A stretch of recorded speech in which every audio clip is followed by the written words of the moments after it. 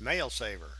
After downloading the MailSaver application to the applications folder on our hard drive, I created aliases of the MailSaver application and also the MailSaver Auto application contained in that folder, MailSaver folder. And I placed those aliases into the Mail Scripts folder inside the Library Scripts folder for the startup drive. Those scripts are available under this scripts icon in the menu bar. This icon can be made permanently displayable uh, with the preference pane of the scripts editor application that can be found in the application utilities folder. To save a selection of email messages using MailSaver from inside your mail application, select a group of mail messages and then start the MailSaver program. The first dialog that will come up is a request from MailSaver to choose a file type to save the files to. We're using the functions built in to Mail, and Mail offers 5 different file types to either save or export to, and PDF, EML, RTF, RTFD, and TXT, plain text. We like the raw message source EML format because it contains the attachments in the file, and that keeps us from having to create a separate folder that will contain a message's attachments. Although we're going to do that in this example video just to show you how that processing is done. Click the OK button and you come up with a file name format dialog. This dialog allows you to type in the format string for how you would like your file names to be formatted to appear in your Finder. The format string consists of text and properties from each of these mail messages, and some of the properties can be formatted with parameters. The message properties that are available for inclusion in your file name format string are listed on this dialog up here, and there are 2 other properties: a system property that is the current date, and the extension of the exported file or the output file. There's a partial listing of some common type formats here, just as an example and a help.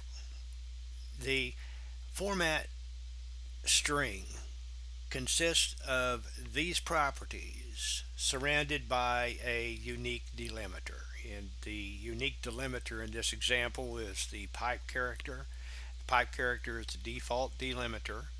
The delimiter uh, can be changed with the delimiter and options button here.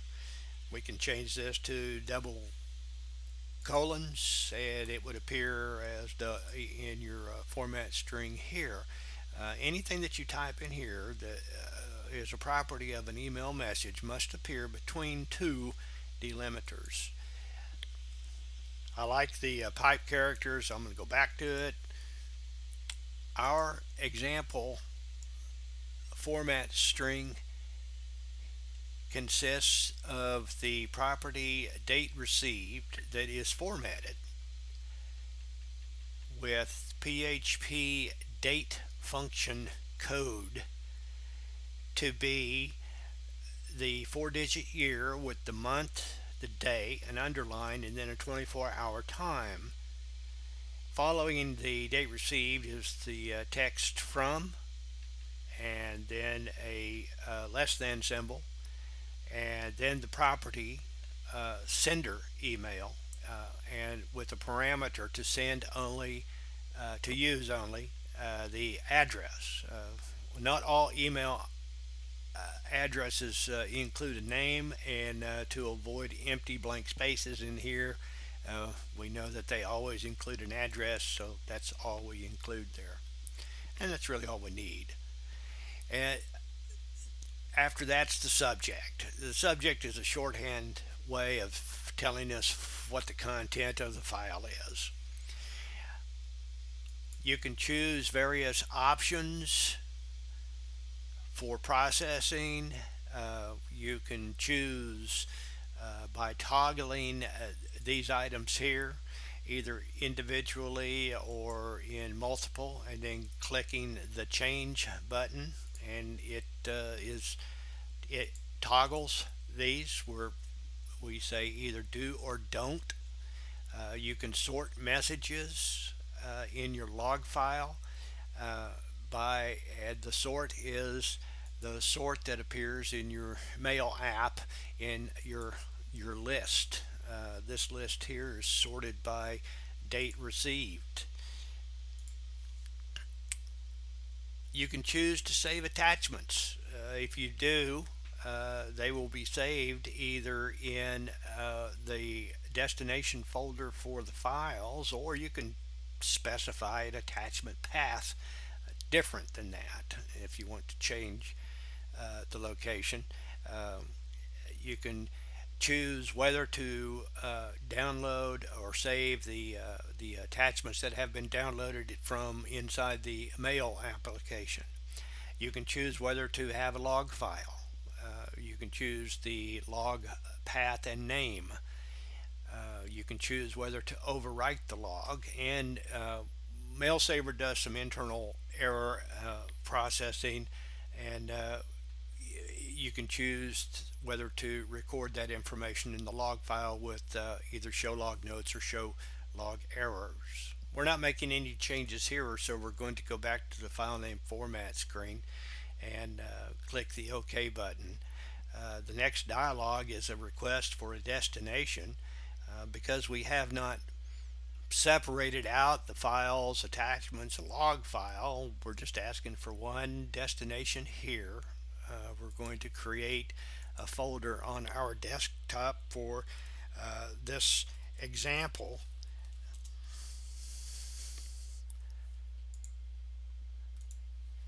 And when we click choose, MailSaver begins processing, and it will go through each email in your selection and create a unique file in the file format on your desktop for each of those messages.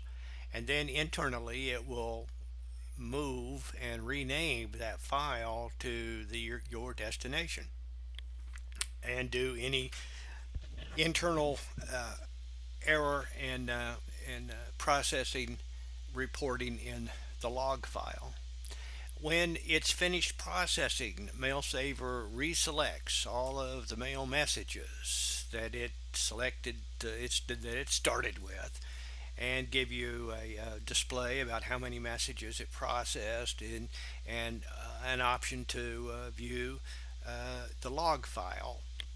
Our files that we created in our folder now appear exactly as you have directed MailSaver to name them.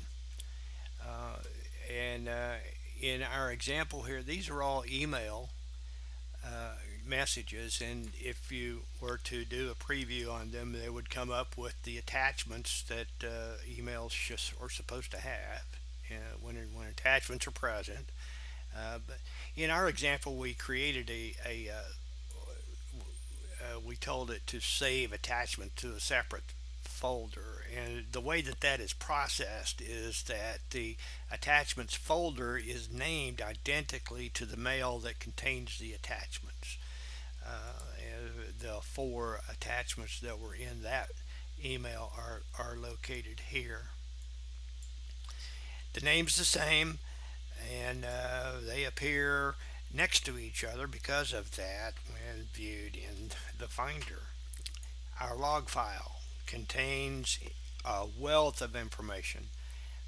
about what happened during all of this processing. And there's a header up here that explains what each one of these lines means. We have information about the email itself, and then the file that was created, and then the attachment path if there was attachments that needed to be saved, and then a listing of all of the attachments themselves. There were four in this last one here, and their names are listed here in the log. This type error is a error that occurred after Apple changed to the Mac OS 10.12 Sierra. The It should be displaying the MIME type. We're hoping that that will be corrected in the future. I know that we've told Apple about it, so don't know if they listen to us. When you're back in the mail, if you have other mail messages that you want to process, and identically as you did in the previous set, select them and choose the MailSaver Auto function, and this will uh, process all of those messages again without requiring your interaction with all of those dialogues. And the nice thing about this is that it will create uniquely named destination files. The end of the file name will be incremented numerically for however many times you want to go through this process, and you're sending the same messages to the same destination folder. Uh, Once again, here are those MailSaver Auto files with the incremented number at the end. MailSaver does not delete messages in your mail app. It does not change any of the properties in your mail app. Your mail messages remain untouched, and it will process these mail messages without deleting the originals as and append all of the activity to your previous log file. Here we have the incremented file name down subsequent to the top here. All of this information is available in the MailSaver PDF, the README, and it's available on the website for download. And thank you for your interest